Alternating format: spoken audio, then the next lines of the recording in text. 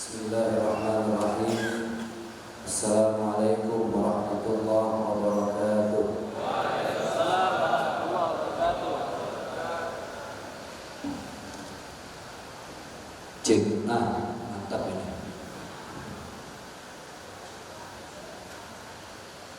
Bismillah, alhamdulillah, assalatu wassalamu ala rasulillah, la hawla wa la quwwata illa billah, amma ba'd. Subhanallah walhamdulillah wa la ilaha illallah wallahu akbar, Allahu akbar walillahil hamd. Segenap jamaah sholat zuhur masjid belum cek lagi saya. Nurul Iman, yang artinya adalah cahaya iman. Mudah-mudahan masjid ini selalu memberikan cahaya untuk iman kita. Allahumma nawwir qulubana bi nuri hidayatik kama nawwartal arda bi nuri syamsika wa qamarika abadan abadan. Itulah doa yang selalu kita minta sama Allah. Ya Allah, ya Rabbana, terangi hati kami dengan cahaya hidayah-Mu ya Allah, sebagaimana Engkau terus menerangi bumi ini dengan cahaya matahari-Mu. Mudah-mudahan cahaya itu turun di Masjid Nurul Iman ini. Amin. Ya Rabbal Alamin. Ayahanda, ibunda yang berbahagia, para alim ulama, para guru, para ustaz, para kiai, yang mohon maaf lahir batin atas ketidakmampuan saya untuk menyebutkan nama beliau satu demi satu, tapi insya Allah sedikit pun tidak mengurangi rasa hormat dan takdim kami kepada para beliau. Amin. Sebelum kita masuk pada kajian, saya ingin berdoa. Mudah-mudahan puasa kita hari ini diterima oleh Allah Subhanahu wa taala. Saya juga doakan mudah-mudahan ibu-ibu yang hadir di sini semua hutang-hutangnya lunas. Amin. Nah, ini aminnya kencang, wajah-wajah bermasalah semua. Saya doakan juga mudah-mudahan ayahanda sehat walafiat, semakin istiqomah di dalam menjadi imam di dalam rumah tangga kita. Oke, gas saja. Kita langsung gigi 4. Nggak ada gigi 1, 2, 3, langsung gigi 4. Iman itu ada 3 level, 3 tingkatan. Tingkatan yang pertama ada iman yang karakternya adalah al-iman la yazid wa la yanqus. Ada iman yang tidak naik dan tidak turun. Dia stabil, konstan, konsekuen, istiqomah. Tapi sayangnya itu bukan iman kita. Itu imannya para malaikat. Itulah kenapa malaikat setiap saat, setiap waktu kerjaannya hanya sujud saja, memuji Allah, memuja Tuhan alam semesta, Allah Subhanahu wa taala. Maka sepanjang hidup kita tidak akan pernah dengar ada malaikat nyolong sendal misalnya. Tidak akan pernah ada. Karena setiap hari kerjaannya hanya sujud dan memuji Allah. Itu iman yang pertama. Itu bukan iman kita, Pak. Ada iman yang kedua. Iman yang bagaimana, Ustaz? Yang kedua adalah al-iman yazid wa la yanqus. Imannya naik terus, tidak pernah turun-turun.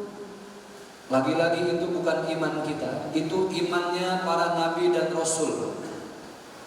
Naik terus, tidak pernah turun. Itulah kenapa sepanjang catatan sejarah, kisah-kisah yang disampaikan oleh Allah, tidak ada istilah nabi, rasul menghadap kepada Allah minta resign jadi nabi. Ya Allah, kata salah satu nabi, saya mundur jadi nabi ya Allah. Kenapa kata Allah? Pegel ya Allah, pening kepala, capek, umat susah dibilangin ya Allah. Saya nasehatin, saya dicaci, saya dimaki, saya dihina, curhat dia sama Allah. Iman yang kedua ini bukan iman kita, Pak. Iman yang ketiga, baru ini iman kita. Iman yang tingkatannya paling bawah, tapi justru kemuliaannya paling dahsyat di mata Allah Subhanahu wa Ta'ala. Apa karakter iman manusia? Al-imanu yazid wa yanqus. Iman kita kadang naik, kadang turun. Tapi kalau mau jujur, kita lebih sering turun. Payah kita dengan iman kita sendiri. Di saat banyak uang, kita lupa sedekah. Saat Allah menitipkan harta, kita tidak peduli terhadap tetangga. Iman lagi turun, payah kita. Tapi kalau iman lagi naik, subhanallah, sedekah tidak tanggung-tanggung. Bukan cuma 2,5%, lebih dari 2,5%. Saya punya cerita, Bapak Ibu.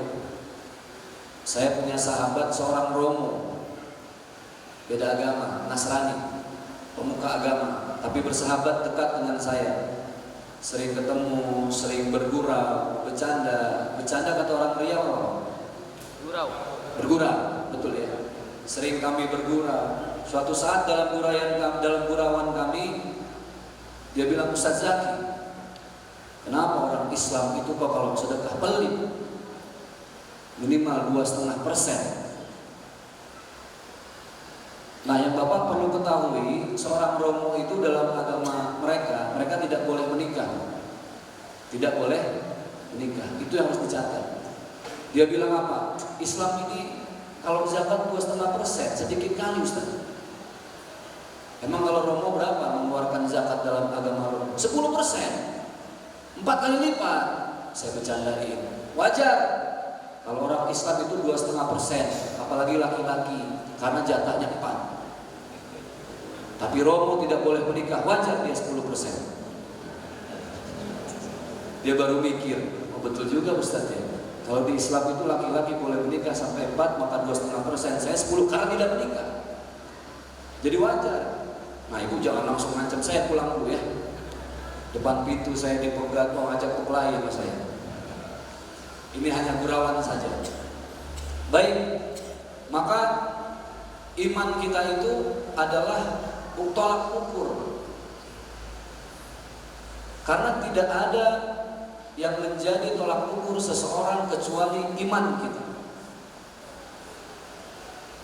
Inna akramakum indallahi atqakum.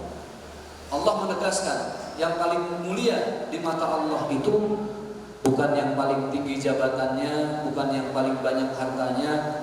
Siapa yang paling mulia di mata Allah? Inna akramakum indallahi atqakum, yang paling bertakwa. Dan orang bertakwa itu ukurannya adalah iman.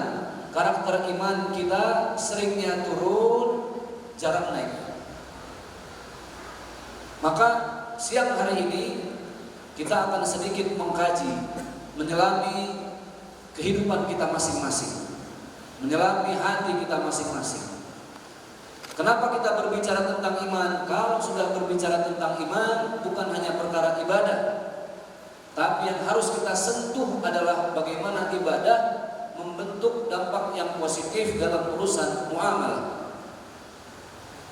Ada ibadah ritual, ada ibadah sosial. Ritual sosial.